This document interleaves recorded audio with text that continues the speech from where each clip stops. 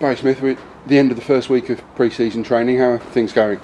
No, they're going to plan at the moment. As I said before, the boys have come back in good shape, and it's just about topping up their fitness. But it allows us to get into the ball a lot earlier than what we would have thought. And are the players responding to your sessions, to your methods? Yeah, all the sessions have been good quality. We asked them to set themselves a standard and not drop below that standard. And more importantly, maybe, are you enjoying it? Yeah, as I say, I love being out in the pitch, I love being out coaching, and that's where I see myself every day, so that's what I enjoy doing. And are you already seeing it's early days clearly, you're already seeing kind of the beginnings, the development of your style? Yeah, as I say, I want to get the ball down and pass and play on the deck, and a lot of the emphasis is on that when we're playing possession and stuff like that. And from the couple of minutes that I've seen, there seems to be a good atmosphere in the squad already. Yeah, it's a good squad. There's a lot of good professionals there, and ones that want to do well, and they've gelled together. Now, only time will tell how well or how long it takes to gel on the pitch, and that's different from training. You can scout players for their creativity, for their footballing qualities, but that dressing room camaraderie, I suppose, is something that you can't always tell until you see it develop. Is that something you take into account with players, or you just good professionals will get along?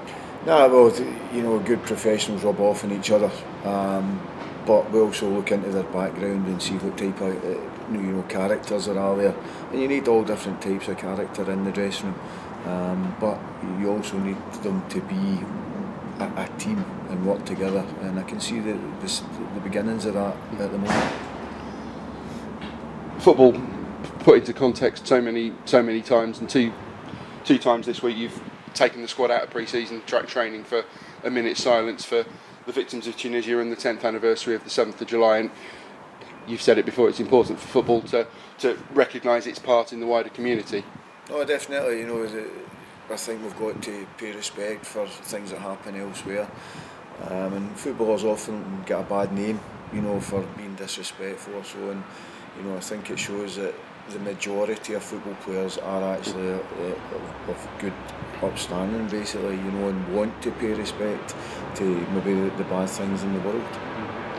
Back on the pitch, the two players that won't be returning this week, Jordan Roberts signed a deal with Inverness Caledonian Thistle, which Scottish Premier League, playing in the Europa League this season. That's testament to the development that he's made here. Yeah, definitely. He's obviously had a good few years. We did make an offer to Jordan, but I guess the lure of European football and the chance to play in a different country was too big for him. So we wish him well. We hope things go well for him up there. And it's a nice part of the country in Scotland. Yeah. But slightly different circumstances. Jayden Gibbs won't be returning, but despite what has been said, he wasn't actually offered a contract. No, we'd spoke to Jayden. Obviously, he had a problem with his back at the tail end of last year. We are running with a tight squad, and we really have to have guys that are fit and able to play from the start of the season. With Jayden's scan, it came back that there wasn't really any improvement, and we don't know how long it's going to take. So the position was, if they come back and everything was fine, then we would have offered Jayden a contract. But at the moment, I'm guessing in time he'll be fine, but how long we don't know, and I can't really. We're running with a tight squad. I can't really wait that amount of time. Two players are due in the next day or two.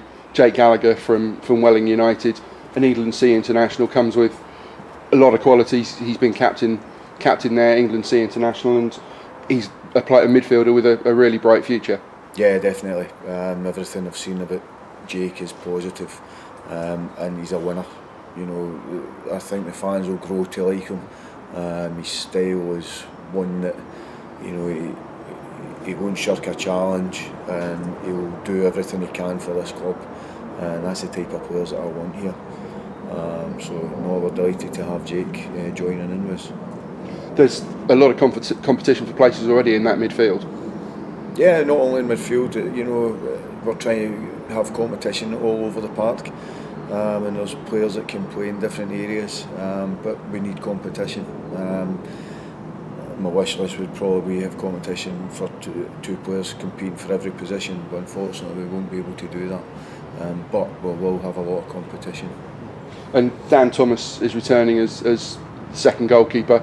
He only played one league game last season, but that was in the victory at Woking, and he was very impressive in that victory. Yeah, Dan was given